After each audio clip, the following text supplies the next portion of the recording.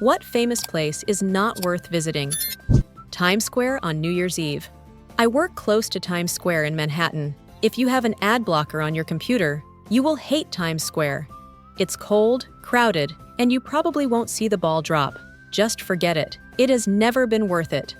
Niagara Falls is a really cool sight, but it's not worth a trip if you're staying on the American side. The Canadian side is way better and has more things to do. Hollywood Walk of Fame.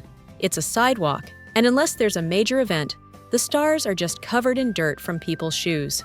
Some are barely legible because they haven't been cleaned in ages. I tell my guests every time, look, whatever's in your head, keep that image, it's just better, I promise. In reality, it is a dirty place, with cheap souvenirs and homeless people everywhere. While the Louvre is amazing and can consume entire days of walking, don't bother fighting the crowds to see the Mona Lisa. It's tiny and has a crowd of tourists, dozens deep, all taking pictures.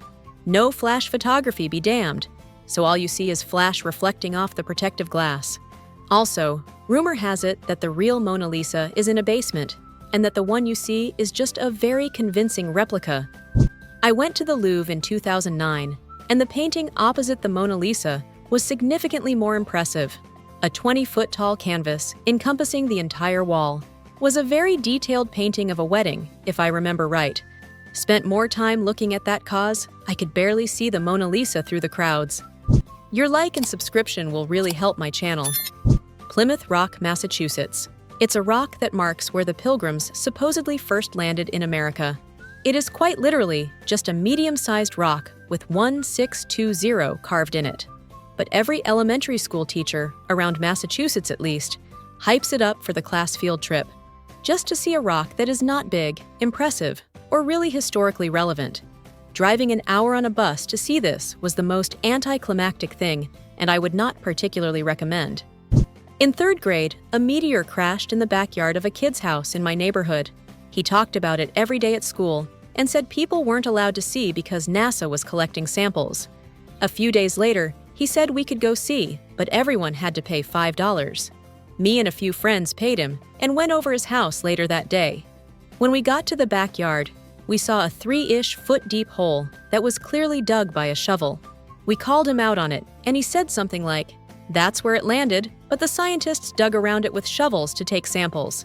Worst $5 I've ever spent. You're an asshole, Benji.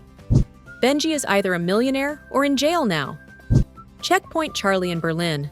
It used to be the border between the US and Soviet sectors, but all that's left of it is a shack and a sign. And the only thing you can do is pay to get your photo taken with someone in uniform. There's a frickin' McDonald's next to it. You'd better go to the GDR Museum.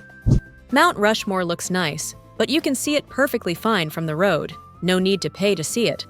Also, the excursion area is quite small and not very impressive. Egypt, they treat tourists like garbage. It's like if phone scams were a materialized location. You get there and right away, the airport is going to start scamming you, take your electronics away, and tell you that you need permits for them, which they will gladly sell you. The hotel you stay at will check your bags again and tell you again that other permits are needed. The police will extort money from you if they think they can. And there are also fake police officers who might fine you too. Children will run up to you and ask if you want to ride their camel very aggressively, tell you it's free, and then try to charge you insane amounts of money and call their camel pimp over to deal with you if you don't pay. It's all pretty wild. It's not worth it. I can't pronounce this name in Wales. There's literally nothing interesting there except the nameplate, but if the goal is a photo with the nameplate, then it's worth it. Dubai is a twisted parody of everything wrong with modern society.